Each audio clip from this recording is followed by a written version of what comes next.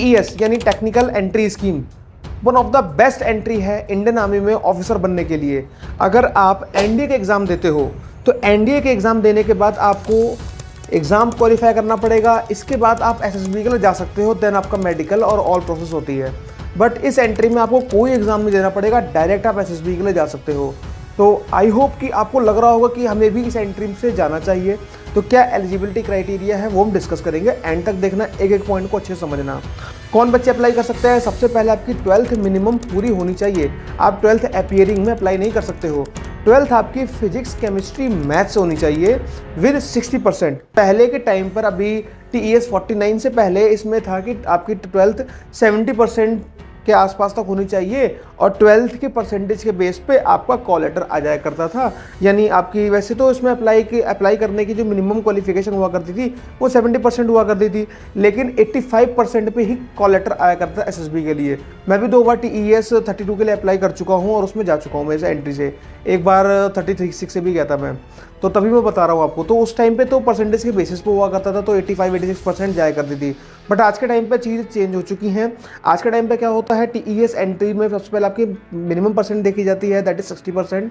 And आपने JEE का exam दिया है तो उसमें रैंक आपकी कितनी है, तो जबकि सीआरएल रैंक होनी चाहिए वो 3,50,000 से थोड़ा ऊपर होनी चाहिए, तो वो रैंक का होता है, वो रैंक को देखने को मिल जाएगा आपको। तो अगर आपकी इतनी रैंक के आसपास है जेई में तो आप बिल्कुल अप्लाई कर देना और आपका कॉल लेटर आ जाएगा, अच्छे से तैयारी करा, सिलेक्शन हो जाएगा।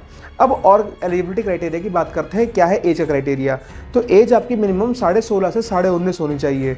16.5 से 19.5 अप्लाई करते टाइम पे डेट नहीं होनी चाहिए जब आप इस कोर्स के लिए कमेंस होने जाएंगे।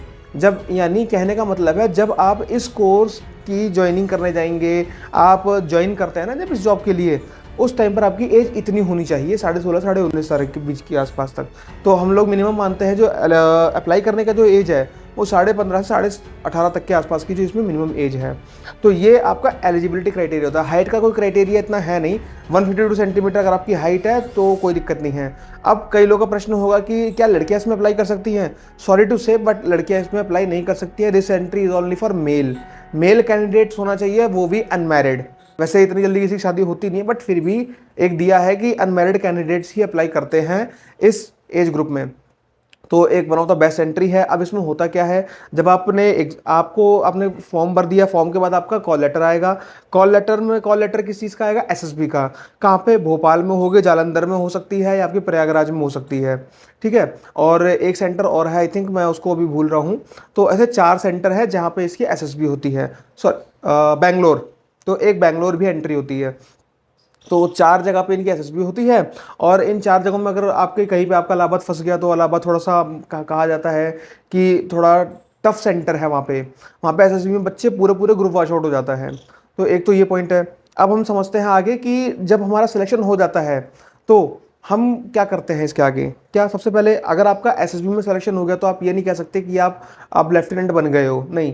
आपका एसएसबी में सिलेक्शन हो गया, इसके बाद आपकी मेरिट भी आएगी, मेरिट बेस्ड ही सिलेक्शन होता है इसमें, ठीक है। अब इसके बाद अगर आपका सिलेक्शन हो गया, पूरा आपका फाइनल सिलेक्शन हो गया, आप ज्वाइनिंग करने गए, तो आपकी ट्रेनिंग ओटीए 1 साल होती है। इसके बाद आपकी पूरी डिग्री पूरी कराई जाती है। जेएनयू से आपकी जो इंजीनियरिंग की डिग्री है वो पूरी कराई जाती है और ओवरऑल जो ट्रेनिंग होती है वो 4 साल की होती है। और आप टेक्निकल ऑफिसर इसमें बन के आते हो, जो कि परमानेंट कमीशन के अंडर आते हैं। शॉर्ट सर्विस कमीशन में नहीं, आपकी परमानेंट कमीशन की जॉब होगी, जो कि आपकी 20 साल से ऊपर जाएगी जॉब। तो one of the best option है कि नहीं है ये। सैलरी पैकेज की अगर मैं बात करूँ तो 56,100 इसका बेसिक पे है। और बेसिक पे के आसपास, बेसिक पे से लगभग 2 गुनी के आसपास सैलरी इसमें बैठती है। तो मैं अगर कहूँ तो जो मोटी मोटी सैलरी बैठेगी वो आपकी 90,000 तक के आसपास की बहुत अच्छे से सैलरी बैठ जाएगी आपकी। अगर आपकी पोस्टिंग कहीं हाई रिस्क जगह पर नहीं हुई तब भी आपकी 90,000 95,000 सैलरी बैठ जाएगी और आप सीधे लेफ्टिनेंट बनते हो इसमें जाके। वैसे ही इंडियन आर्मी में लेफ्टिनेंट ही बनते हैं स्टार्टिंग की पोजीशन पे, तो कमीशन ऑफिसर बनते हैं। तो one of the best job है, अप्लाई जरूर कीजिएगा।